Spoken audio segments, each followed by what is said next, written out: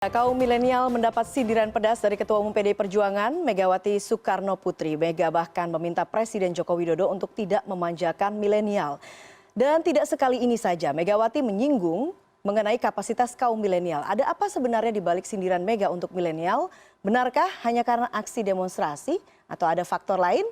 Saya sekali lagi akan menyapa sejumlah narasumber yang akan membahas topik ini. Ada M. Farhan Aziz, Presiden BEM Universitas Brawijaya. Selamat malam Farhan. Halo Mbak, selamat malam. Ya, ada Gun-Gun Herianto, analis komunikasi politik. Selamat malam Mas Gun-Gun. Selamat malam Mbak Eva. Ya, ada Arteria Dahlan dari politisi dari PDI Perjuangan. Bang Terry, selamat malam. Selamat malam, Assalamualaikum. Waalaikumsalam warahmatullahi wabarakatuh. Sebelum kita mulai diskusi ini, kita dengarkan lagi bagaimana kemudian pesan Ketua Umum PDI Perjuangan, Megawati Soekarno Putri, ataupun juga pertanyaan terhadap kaum milenial ini yang disampaikan oleh Ketua Umum PDI Perjuangan, Megawati Soekarno Putri. Anak muda kita, aduh saya bilang sama Presiden, jangan dimanja, dibilang generasi kita adalah generasi milenial. Saya mau tanya hari ini, apa sumbangsihnya generasi milenial yang sudah tahu teknologi seperti kita bisa viral tanpa harus bertatap langsung? Apa sumbangsih kalian pada bangsa dan negara ini? Masa hanya demo aja? Oke, tapi pernyataan Bu Mega yang kemudian mengatakan jangan memanjakan milenial, kemudian juga apa sumbangsinya? Artinya ada ketidaktahuan di situ, Bang Terry. Tapi sebelum Bang Terry jawab, saya ingin ke Mas Gun-Gun. Mas Gun-Gun, Anda dari sisi komunikasi politik, Anda menerjemahkan pernyataan dan pertanyaan Bu Mega ini seperti apa? Oke, tentu pertama kita positive thinking bahwa apa yang diinginkan oleh Bu Mega sebagai sebuah sentilan dalam konteks transformasi kesejarahan ya, terutama anak-anak muda dalam konteks demokrasi di Indonesia. Tetapi kalau membaca dari perspektif komunikasi politik, memang ada pesan ini menjadi riskan, gitu ya. Ketika misalnya bacaannya sepenggal dan kemudian pernyataan Ibu Mega itu menjadi sangat multitafsir ya, terutama dalam beberapa hal menyangkut konteks dan menyangkut isi pesannya. Mbak Eva, kalau kita perhatikan pesan Ibu Mega itu kan bersifat general, milenial dalam konteks general gitu, dan itu kemudian dipertanyakan sumbangsihnya apa. Itu yang kemudian memantik sebenarnya polemik publik, karena kalau kita bicara pernyataan sumbangsi milenial, baik kontemporer maupun historis, tentu banyak sekali. Betul. Dan banyak sekali menurut saya data, fakta, terus argumen yang bisa dikemukakan bahwa milenial itu punya sumbangsih signifikan. Contoh misalnya di ekonomi kreatif.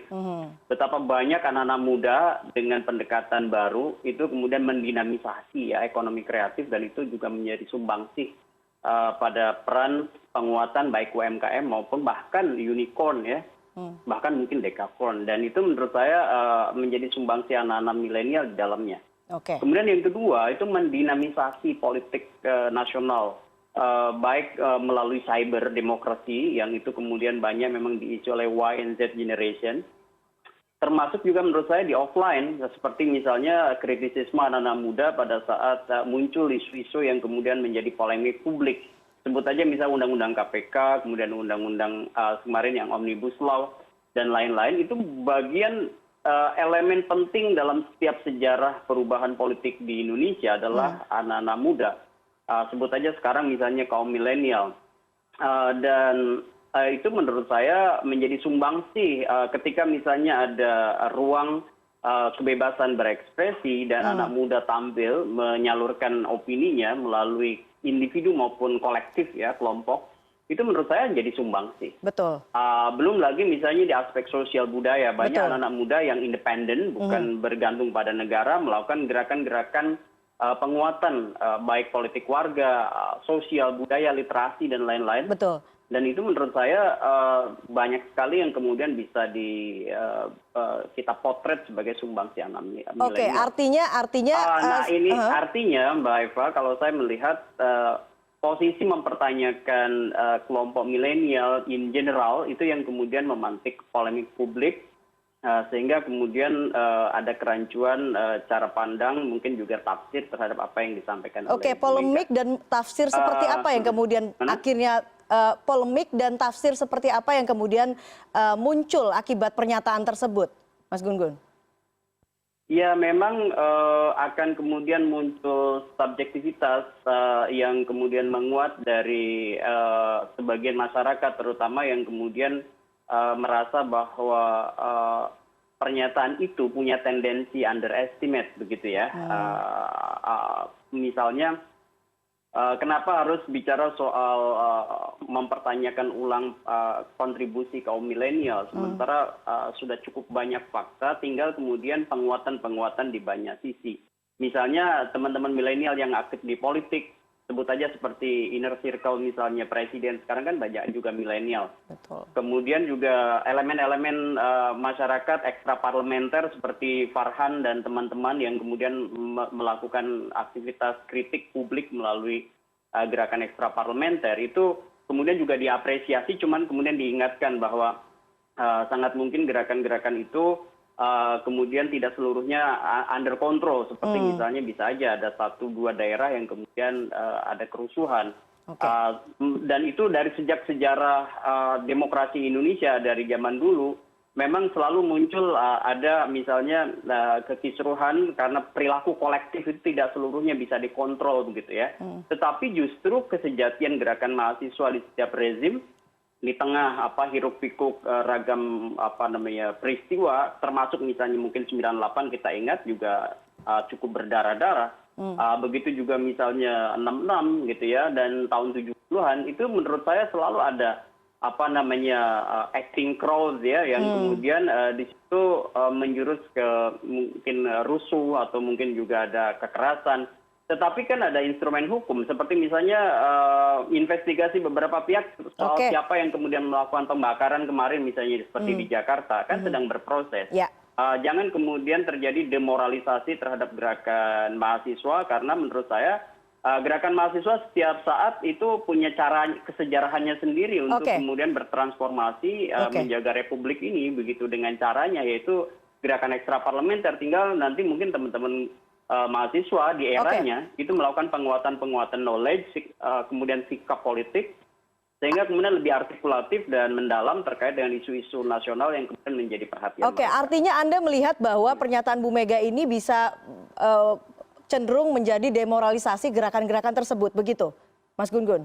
Ada begini, saya ingin mengatakan bahwa diksi yang kemudian sepenggal gitu ya, dengan konteks yang mungkin tidak dibaca utuh dari pernyataan Ibu Mega, itu kalau kemudian kita tangkap misalnya apa peran milenial, kemudian dihubungkan dengan demonstrasi yang rusuh saja, begitu, itu yang saya maksud. Itu kemudian punya potensi untuk disalah tafsirkan, dan itu kemudian bisa aja muncul interpretasi bahwa pernyataan Ibu Mega itu saya sebut tadi mungkin dipahami underestimate dengan gerakan mahasiswa. Meskipun tadi Bang Arteri tadi sebut misalnya bahwa Bu Mega tentu sebagai tokoh nasional punya keinginan anak-anak muda punya basis ya, gerakan kepeloporan dalam konteks peradaban Indonesia menjadi jauh lebih kuat begitu.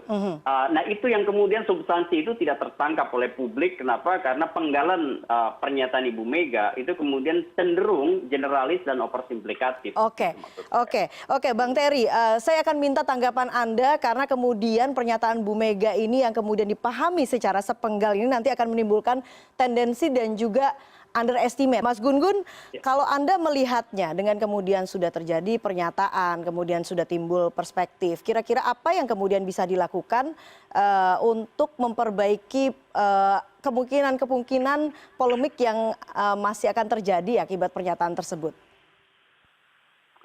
Ya, polemik sejenis ini kan mungkin dari sudut running story ya, itu tidak akan terlalu menyita waktu yang panjang sebenarnya. Cuman akan menjadi ingatan sejarah bahwa Ibu Mega mungkin pernah menyampaikan ini begitu. Dan saya pikir yang harus dilakukan kemudian adalah sebenarnya bagaimana konsep utuh ya yang belum terdengar dari Ibu Mega dalam konteks statement publik menyangkut misalnya transformasi kesejarahan peran kaum milenial untuk Indonesia ke depan begitu. Itu yang kemudian mungkin gagasan itu menjadi jauh lebih konstruktif dibanding mungkin debat-debat artificial gitu ya. Debat-debat yang mungkin tidak terlalu substantif seperti pernyataan yang kemudian harus kita tafsiri potong-potong itu begitu. Jadi saya membayangkan misalnya kemarin meskipun itu momentumnya internal partai ya dalam konteks misalnya peresmian DPD kan kantor-kantor DPD maksud saya itu kan tapi momentumnya kan berdekatan dengan satu peristiwa sejarah nasional kita yaitu Sumpah Pemuda begitu. Nah di situ sebenarnya bisa jadi momentum bagus Ibu Mega misalnya bicara soal narasi kebangsaan terkait dengan anak muda Indonesia hari ini dan ke depan begitu. Karena bagaimanapun kan Ibu Mega sudah melewati banyak sekali fase kesejarahan Indonesia. Nah itu yang kemudian sebenarnya kita tunggu sebenarnya narasi bagaimana narasi tentang pemuda Indonesia ke depan dari perspektif Ibu Mega dan mungkin juga itu sebagai representasi gitu dari PDI Perjuangan. Kalau di internal pasti Bang Arteria dan mungkin juga kawan-kawan sudah sering mendengar itu. Tetapi dalam konteks publik Indonesia itu saya pikir perlu dan itu jauh lebih menurut saya substantif dibanding kemudian misalnya bicara soal apa sumbangsi milenial gitu dan meminta presiden untuk tidak memanjakan milenial. Konteks kesejarahan Indonesia hari ini, Mbak Eva, itu menurut saya memang saatnya milenial itu punya peran yang signifikan. Contoh misalnya dari aspek proyeksi penduduk Indonesia aja kan sekarang kan ya plus minus 40% lah proyeksi BPS ya kan. Itu kan memang anak-anak muda terutama di isolan milenial, Y and generation lah gitu. Apalagi nanti generasi itu milenial yang kemudian partai tokoh-tokoh bangsa itu menurut saya harus berlombanya dalam konteks membangun kira-kira Indonesia ke depan. Itu setelah reformasi yang sekian panjang kita lalui itu seperti apa. Baik, apalagi generasi milenial ini bisa jadi menjadi kunci di 2024 nanti. Semoga ke depannya nanti Bu Mega akan menyampaikan narasi yang seperti Bang Terry katakan sangat senang dan bangga terhadap pemuda Indonesia utamanya juga generasi milenial. Itu kalau dilihat video-videonya, pidato kenegaraan atau pidato partai Ibu, pastinya itu banyak sekali. Baiklah. Baik. Bang Terry terima kasih dan juga Mas Gun-Gun, Farhan terima kasih sudah bergabung dalam diskusi malam hari ini. Selamat malam. Ya, CNN Indonesia Newscast akan segera kembali.